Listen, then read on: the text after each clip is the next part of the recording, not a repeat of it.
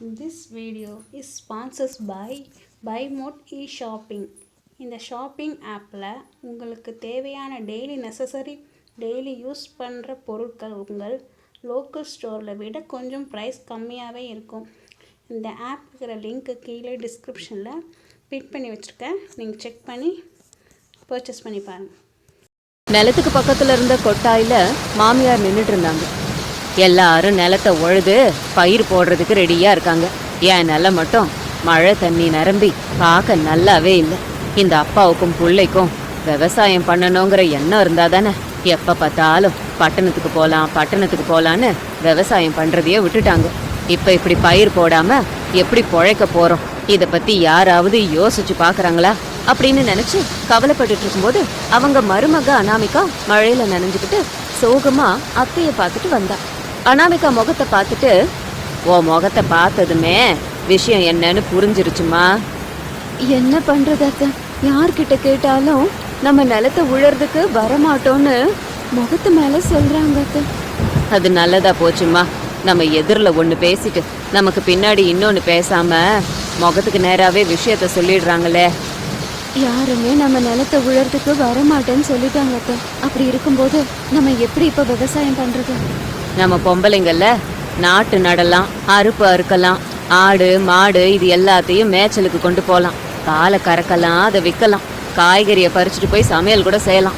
ஆனா நம்மளால நிலத்தை உழ முடியாதேம்மா. அத்தை, நம்ம நினைச்சா சாதிக்க முடியாதது எதுவுமே இல்லை. என்னம்மா சொல்ல வர? நீங்க ஒத்துக்கிட்டீங்கன்னா சந்திரா அண்ணா கிட்ட டிராக்டர் இருக்குல்ல, அதை வச்சு 2 நாள்ல இதை கத்துக்கலாம். இன்னும் 2 நாள்ல நம்ம நிலத்தை நாமளே உழலாம். அப்ப நம்மளே பயிரையும் போடலாம்ல. மருமகளே, நீ நினைக்கிற மாதிரி நிலத்தை உழறது அவ்வளவு சுலுவு இல்லை. 2 நாள்ல கத்துக்கிட்டு அடுத்த 2 நாள்ல உழறதுக்கு. இன்னைக்கு ராத்திரி கடைசியா அந்த பையன்கிட்டயும் அவர்கிட்டயும் விவசாயத்தை பத்தி நான் ஒரு தடவை பேசி பாக்குறேன்.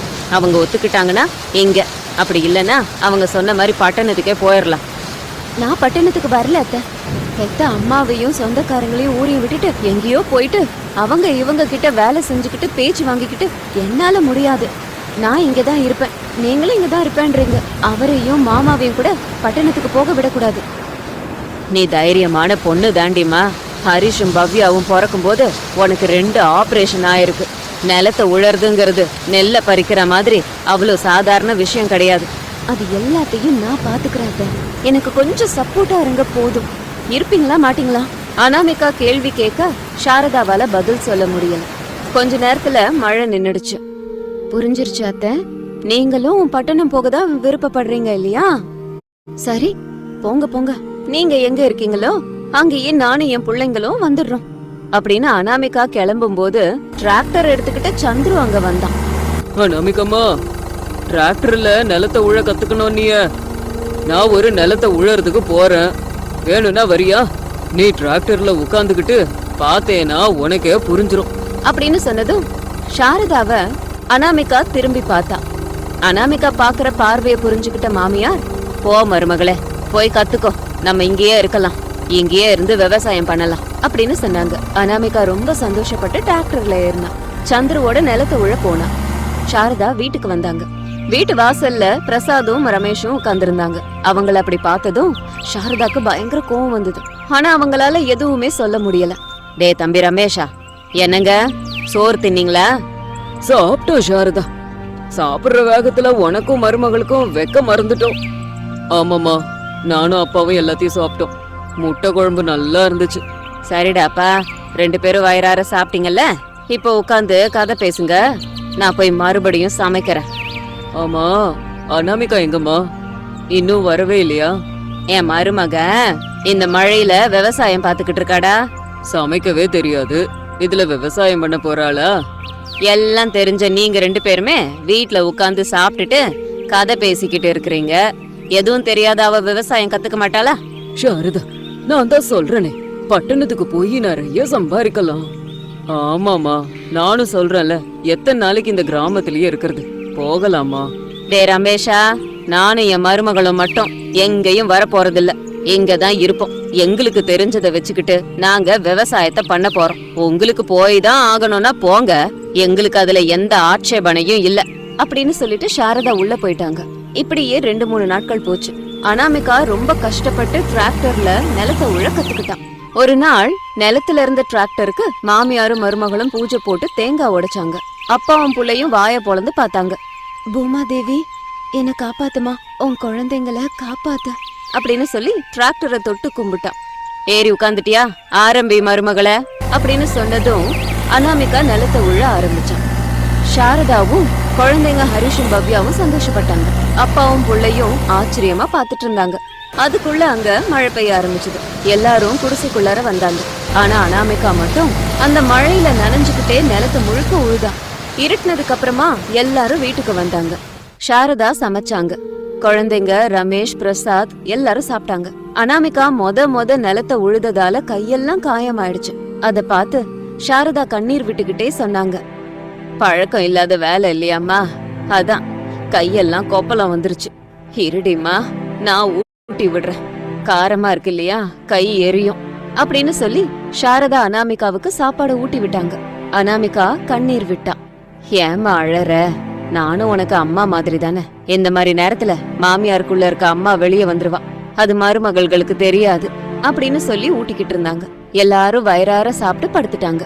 சாரதா வந்து அனாமிகாவோட காலை அமுக்கி விட்டாங்க. நல்லா தூங்கிக்கிட்டு இருந்த அனாமிகா கொஞ்ச நேரத்துல எல்லாம் கண்ணை திறந்து பார்த்தா. ஐயோ அத்தை, தப்பு இல்ல மருமகளே, இந்த மழையில டிராக்டர்ல நிலத்தை உழறது எவ்வளவு கஷ்டமான வேலைங்கிறது எனக்கும் தெரியும். அப்பவே உன் மாமனார் அந்த வலியெல்லாம் பொறுத்துக்க மாட்டாரு. பொம்பளை புள்ள நீ எப்படி தாங்குவ, வெளியில சொல்லாம கஷ்டப்படுற, அவ்வளவுதான். எனக்கு நல்லா புரியும்மா, படுத்துக்கோ, உன் காலை நான் அமைக்க விடுறேன் அப்படின்னு சொன்னதும் அனாமிகா மெதுவா தூங்க ஆரம்பிச்சான். சாரதா மருமக காலை அமுக்கிட்டே அப்படியே தூங்கிட்டாங்க. மறுநாள் காலையில அப்பாவும் புள்ளையும் எவ்ளோ சொல்லி கேட்காம பட்டணத்துக்கு போனாங்க. அன்னைக்கு ராத்திரி வீட்டை விட்டு வெளியே போன அப்பா புள்ளைய நினைச்சு மாமியாரும் மருமகளும் கவலைப்பட்டாங்க. ஆனா தைரியத்தை வரவழைச்சுக்கிட்டு மறுநாள் கூலி ஆட்களை வரவழைச்சு மாமியாரும் மருமகளும் நாத்து நட்டாங்க. அன்னையில இருந்து அனாமிகா கண்ணும் கருத்துமா அவளோட பயிரை பாத்துக்கிட்டே இருந்தா. இப்படியே நாட்கள் போயிட்டு இருந்தது. ஒரு நாள் பயங்கரமான மழை பெஞ்சது. மருமக அனாமிகா ஏரியில நிறைய தண்ணி வர்றத பார்த்தா. ஏரிக்கரை உடைஞ்சதுன்னா பயிரெல்லாம் நாசமாயிடும், இவ்வளவு நாள் பட்ட கஷ்டம் எல்லாம் வீணாயிடும், அப்படி நடக்க கூடாது, ஏதாவது ஒண்ணு செய்யணும் அப்படின்னு ஏரிக்கரை கிட்ட வந்தா. கஷ்டப்பட்டு அந்த தண்ணிய வேற பக்கம் திறந்து விட்டா. அதனால ஏரியில இருந்த தண்ணி கால்வாக்குள்ளார போக ஆரம்பிச்சது. ரொம்ப நேரம் இப்படியே பெஞ்சுது. கொஞ்ச நேரம் கழிச்சு மழை நின்னுச்சு. அனாமிகா ஏரியோட கேட்டை மூடிட்டு வீட்டுக்கு வந்தா. நடந்த எல்லாத்தையும் சாரதா கிட்ட சொல்லிக்கிட்டு இருந்தா. அப்படியா மருமகளே, இனி பிரச்சனையே இல்ல, இன்னும் கொஞ்ச நாள் போனா போதும், பயிர் நம்ம கைக்கு வரும். அந்த நாட்கள்ல மழை மட்டும் பெய்யக்கூடாது. அது நம்ம கையில இல்ல அத்த. ஆமா மருமகளே, மழை பெய்யக்கூடாதுன்னு அந்த கடவுளை தான் நான் வேண்டிக்கிறேன் அப்படின்னு 2 பேரும் பேசிக்கிட்டே இருந்தாங்க. பட்டணத்துல இருந்து கிழிஞ்ச துணியோட பாக்க கன்றாவியா பிச்சைக்காரங்க மாதிரி பிரசாதும் ரமேஷும் வந்தாங்க. அவங்கள பார்த்து 2 பேரும் கவலைப்பட்டாங்க. பாக்க பாவமா வேற இருந்தது. எங்களை மன்னிச்சிரு சாரதா, நிறைய சம்பாதிக்கலான்னு பட்டணத்துக்கு போனா சம்பாதிச்சத அங்க செலவு பண்ணதான் சரியா இருக்கு. ஒரு நாள் வேலை இருந்தா 4 நாள் வேலை இல்லம்மா. எங்களுக்கு நல்ல வேலை கிடைக்கும்னு சொன்னவனே பாத்ரூம் மாதிரி சின்ன இடத்துல உட்கார்ந்துகிட்டு சாப்பிட்டுக்கிட்டு இருக்கான். சரி, அதையெல்லாம் விடுங்கப்பா, பட்டணத்துக்கு போனோங்கிற ஆசை தீந்ததில்ல அப்படின்னு சாரதா சொல்லும்போது ரமேஷ் அனாமிகா கிட்ட வந்தான். அனாமிகா, என்ன மன்னிச்சிரு, இனிமே உன்னையும் குழந்தைங்களையும் விட்டுட்டு நான் எங்கேயும் போக மாட்டேன் அப்படின்னு சொன்னான். அனாமிகாவும் குழந்தைங்களும் சந்தோஷப்பட்டாங்க. இப்படியே நாட்கள் போச்சு. ஒரு நாள் ரமேஷ், பிரசாத், சாரதா, அனாமிகா 4 பேரும் அறுவடை பண்ண நிலத்துக்கு வந்தாங்க. நல்லா வளர்ந்து இருந்த பயிரை பார்த்து சந்தோஷப்பட்டாங்க.